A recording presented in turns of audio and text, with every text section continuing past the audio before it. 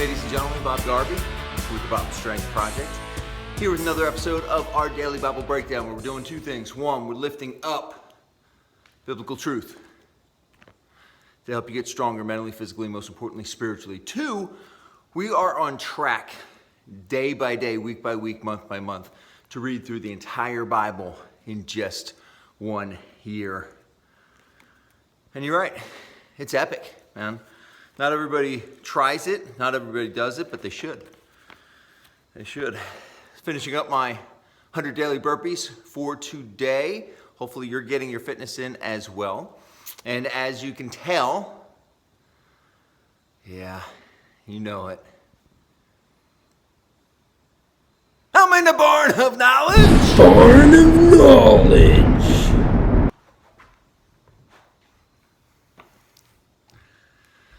Oh, it's lighting me up. Oh, happy Sunday. Happy Sunday. You know what Sunday means? Oh, it's not preaching day today. I'm on vacation today. So this is pre-recorded, by the way, if you couldn't figure that out. I'm on vacation. But that does not mean you should not get yourself into a church this morning. If you're local, go into West Willow. We've got a great preacher bringing the word to us. Happy Sunday. All right, what's on the docket for our DBB today? We have Matthew chapters 5 through 7. Let's get started. Matthew 5. So we begin chapter 5 with Jesus' most famous sermon, the Sermon on the Mount. And through this sermon, Jesus upends the normal way of viewing the world for the people of those times. For instance, he said, "Blessed are those who only depend on him, not on themselves. Blessed are those who grieve. Blessed are those who are humble. Blessed are those who are merciful," and so on. And like I've said before, most of this ran contrary to how people thought about the world and about God at the time. It was all about power. How can I get more power? How can I exert power over others? Kind of sounds familiar about today too, doesn't it? Jesus talks after the Sermon on the Mount. He talks about being both salt and light for the world in verses 13 through 16. He talks about the importance of the law of Moses, saying, this is cool, he didn't come to abolish the law, but to explain the law and give it fuller meaning. He also talks about anger, marriage, divorce, promises, specifically don't make promises on God's name. He talks about revenge and love. Chapter 6 begins with Jesus instructing his disciples not to make a performance of their holiness. That's from the Message version. I love that. So you know what? Please forgive me. I neglected to tell you that today's DBB is employing the 5-finger death punch.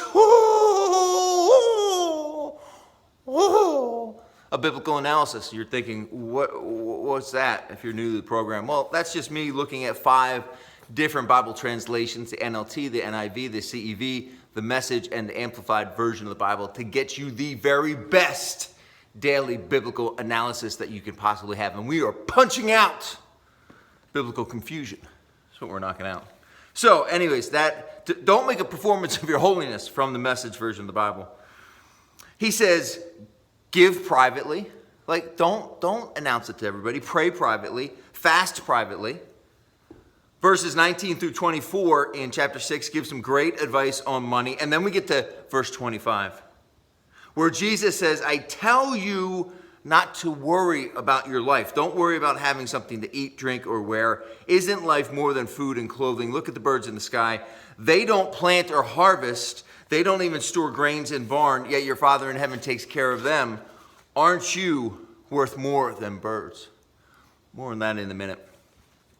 We end today's reading with Matthew 7, starting off with another thought just as powerful as not worrying.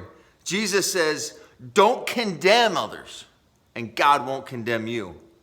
God will be as hard on you as you are on others. He will treat you exactly as you treat them. Wow. Jesus finishes off chapter 7 giving direction on praying, the narrow gate to heaven, another word about good trees giving good fruit, a warning about false followers of Jesus, and how to build your faith on solid ground. Okay, how do we get stronger from today's reading, Pastor? How do we get strong? That's a great question somebody's asking right now. And so I want to focus on those two sections I highlighted, worry and judgment. If there's two areas which we, as members of the modern church, could improve upon, that'd be it. Those would be it, worry and judgment. We worry too much and we judge too much. And Jesus is saying, stop. Stop your worrying, stop your judging. If you really trusted God, you wouldn't worry at all, knowing he's going to watch over you every step of the way. Every breath that you take, God is watching over you. And if you really knew God, you wouldn't judge others, because you would know it's not in God's nature, listen to me, it's not in God's nature to judge others out of meanness and harshness, which is how we do it, instead of lifting them up in love. Wow, no worrying, no judging. I'm talking to somebody today. I know it. Think about how differently our churches would look if we actually took those commands to heart, if we actually tried to follow them with all of our hearts, if we actually read it literally. God means it, no worrying and no judging. Think how differently our hearts would look if we actually tried to follow those commands with all of our souls, all of our strengths, all of our minds. It would make all the difference in the world. We would be happier and more joy-filled and more grace-filled because of it. Amen.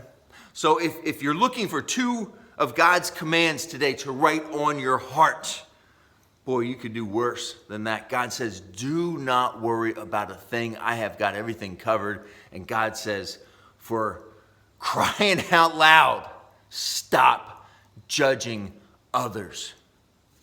Amen. Hey, do me a favor. One, subscribe to our channel if you have not yet, and pass this along to somebody who needs to hear the good news of God's love through his son Jesus.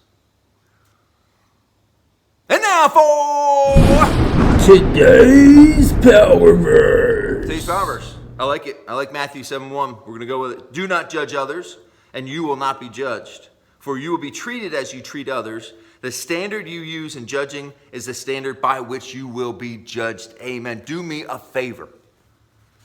Get out your daily Bible reading tracker.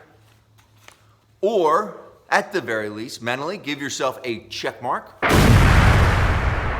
yourself credit for doing the work today. Count it as a win. It's not easy, but we are getting it done day by day.